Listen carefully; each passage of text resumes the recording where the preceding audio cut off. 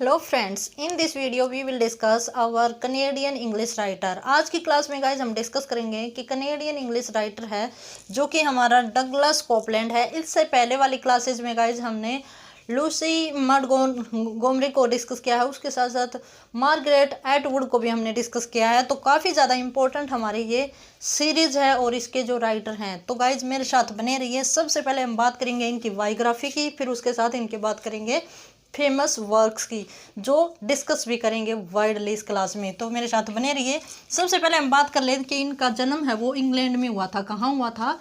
England में इनका जन्म हुआ था। कब हुआ था? 1961 में इनका जन्म हुआ है और अब तक ये लिविंग है हमारे साथ। ठीक है, अब हम बात कर लेते हैं जो डगलस कोपलैंड है वो इंग्लिश लैंग्वेज में लिखते हैं, इंग्लिश लिटरेचर लिखते हैं।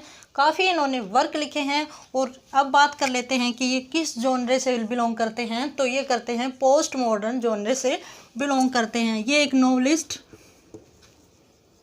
नॉवलिस्ट, जर्नलिस्ट, उसके साथ साथ ये एसेस्ट, फिर इसके साथ साथ अगर हम बात करें तो ये आर्टिस्ट भी हैं। ठीक है गाइज, तो इनके बारे में हमें ये बातें याद रखनी है। अब हम इनकी लाइफ से रिलेटेड कुछ बातों को डिस्कस करते हैं। तो गाइज ये जो हमारे इंग्लैंड में इंग्लैंड्स रॉयल शेक्सपियर कंपनी के लिए लिखते हैं। ये किसके लिए लिखते हैं? बेसिकली अपने work England royal Shakespearean company के लिए ये लिखते हैं गाइज। ठीक है, अब एक और बात है इनके बारे में कि रिसेंटली इन्होंने 2 ईयर्स वर्क किया है। किसके लिए वर्क किया है? गूगल आर्ट, ठीक है, गूगल कल्चरल आर्टिस्ट के रूप में, आर्टिस्ट के रूप में इन्होंने काम किया है। तो ये बातें आपको याद रखनी है। फिर इसके साथ साथ अगर हम और भी बातें याद करें तो इनकी जो थीम रहती है या जो इनके प्ले रहते हैं उनकी जो थीम रहती है, इनके जो नोवेल है वो क्या रहती है उसकी हम बात करें तो इनकी जो थीम रही है वो क्या रही है? साइंटिफिक व्यू रहा है इनका, साइंटिफिक व्यूज रहा है, या हम कहें टेक्नोलॉजी के बारे में इन्होंने लिखा है, रिलीजन के बारे में लिखा है, रिलीजन के बारे में इन्होंने लिखा है। फिर उसके साथ साथ कल्चर, मॉडर्न या पोस्ट मॉडर्न के बारे में इन्होंने लिखा है। ठीक है गाइज, तो ये बातें आपको याद रखना है।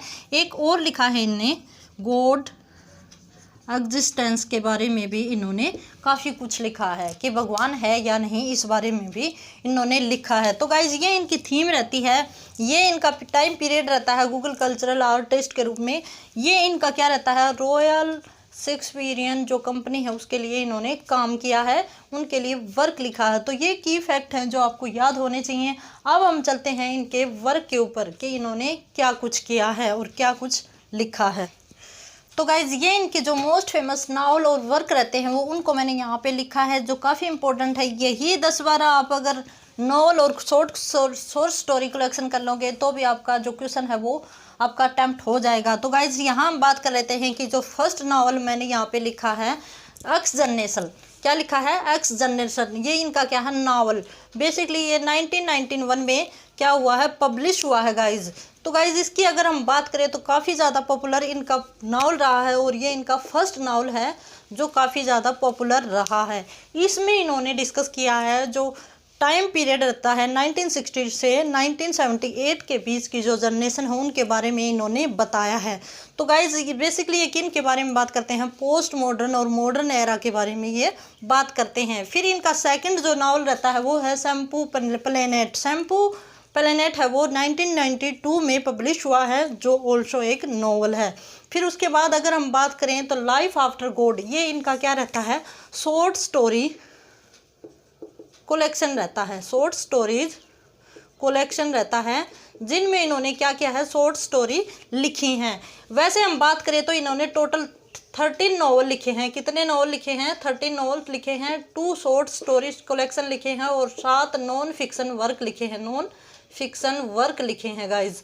तो ये इन्होंने लिखा है। फिर आगे आगे अगर हम बात करें तो ये एक आर्टिस्ट भी रही हैं, काफ़ी डिजाइनर भी इन्होंने डिज़ाइन भी किए हैं। अब आगे बात करें मिस वुमिंग, ये भी इनका नॉवल है। फिर है ऑल फैमिलीज आर साइकोटिक, ये ऑल्सो एक इनका नॉवल रहता है। द गम थीप, ये भी नॉवल है। और जनरेशन ए 2009 में पब्लिश हुआ है, ये इसी का पार्ट है जनरेशन एक्स का, ठीक है। फिर अगर हम बात करें JPod, also very very important novel रहता है। ये क्या रहता है? वेरी इंपॉर्टेंट नॉवल रहता है, जिसको हम डिस्कस करेंगे। इसको भी एक्स जनरेशन को भी हम क्लास में डिस्कस करेंगे। नाउ नेक्स्ट क्या है?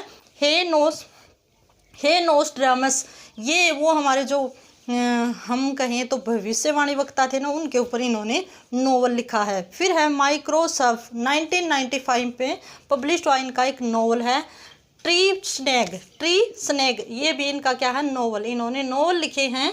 और लास्ट में है गर्लफ्रेंड इन कोमा, ये भी इनका नॉवल है जो कब पब्लिश हुआ है? 1998 में इनका पब्लिश हुआ है। तो आई होप गाइज यहाँ से जो क्वेश्चन बन रहे हैं मैंने वो आपको करवा दिए हैं।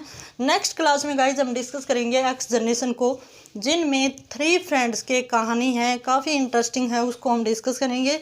और आई होप आपको समझ में आ रहा होगा। अगर आपको समझ ना आए, किसी प्रकार का कोई कमेंट क्वेरी या किसी प्रकार का कोई भी आपके मन में डाउट है, तो आप कमेंट बॉक्स में डाल देना, मैं आपको 100% उसका आंसर दूंगी, रिप्लाई दूंगी। और इसी के साथ have a good day and best of luck.